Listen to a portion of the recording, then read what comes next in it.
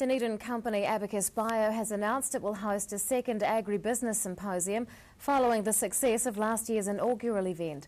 The symposium will be held in Queenstown next March, and AbacusBio partner Anna Campbell is here to tell us all about it. Good evening. What is this symposium for?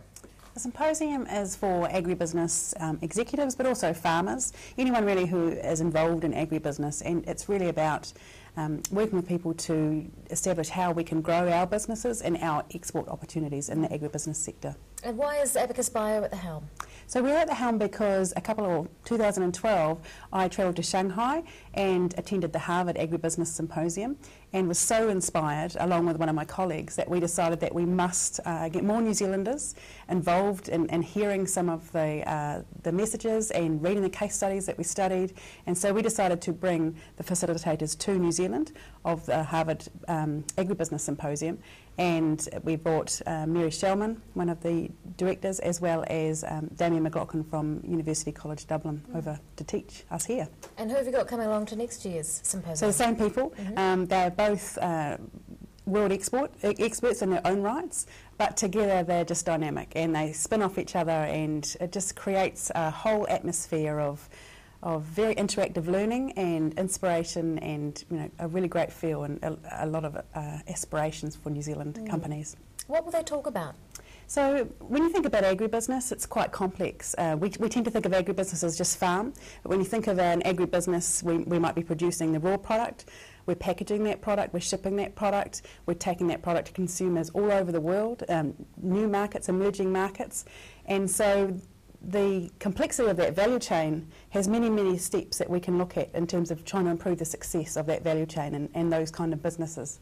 And so that really is the case study approach allows you to look at these different types of businesses and think, well, how does that apply to my business, and what learnings can I take from that to apply to my own business? What will participants get out of it?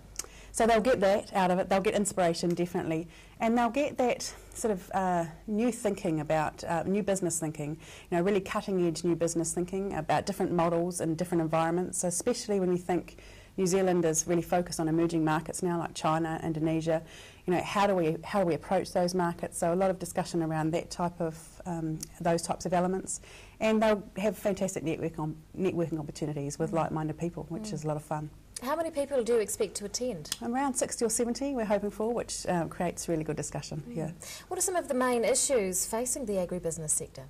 Well, some of the main issues really stem from global issues around food supply. So in the world now we are facing huge lows in food supply, massive population hikes, and so for a country like New Zealand that actually creates a lot of opportunity because people really want our food.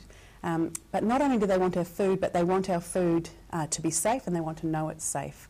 So challenges are around how to show consumers that the food that we're producing is safe, and how to give them trust in that food, and also how to get the best price that we can for our farmers. And the symposium is being held in Queenstown in March. Why not Dunedin?